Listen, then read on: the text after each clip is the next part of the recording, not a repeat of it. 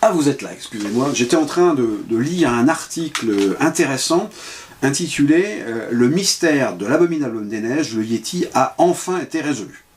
Bon, là il s'avance un petit peu trop dans le titre parce que, en fait, des études scientifiques ont été menées sur des échantillons et les scientifiques pensent que cette créature, qui ressemble à un très grand singe, mi-homme, mi-singe, mi-ours, serait en fait le croisement entre un ours polaire et un ours brun.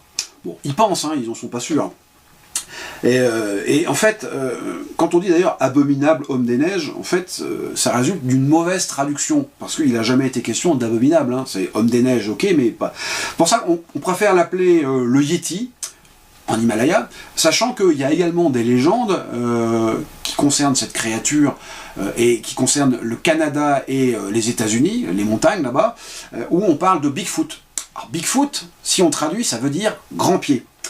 Et c'est vrai que là, on a une photo qui doit être un montage, hein, on a des empreintes assez importantes dans la neige, et je me dis, mais pourquoi on ne monte pas une expédition et partir à la recherche de ces empreintes pour retrouver la créature?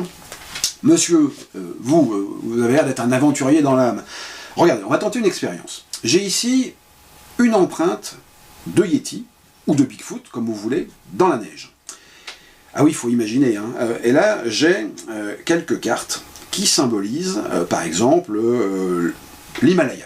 Hein, ok? Alors, le Yéti se cache quelque part dans l'Himalaya, et votre rôle à vous, en tant qu'explorateur, qu'aventurier, ça va être de le retrouver. Bien évidemment, avant de le retrouver, il faut d'abord le cacher. Alors, la carte du Yéti, vous allez me dire stop quand vous voulez, stop ici, parfait. On met l'empreinte de pied dans la neige, tac. On va mélanger un petit peu, comme ceci. Là, allez, encore une petite fois, voilà. Et votre rôle va être de partir à la recherche de l'empreinte du Yéti, celle qui vous conduira à cette fameuse créature mythique.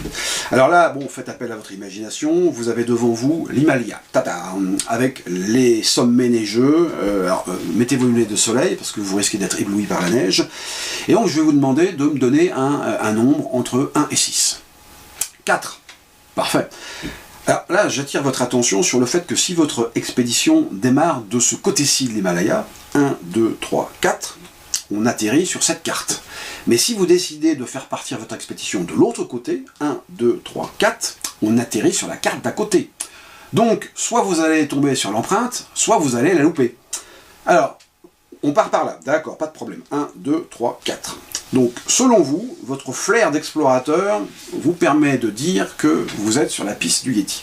Bah, écoutez, c'est très simple. Nous allons regarder. Ah, il semblerait que vous soyez bien parti. Car effectivement, vous avez retrouvé l'empreinte du Yéti.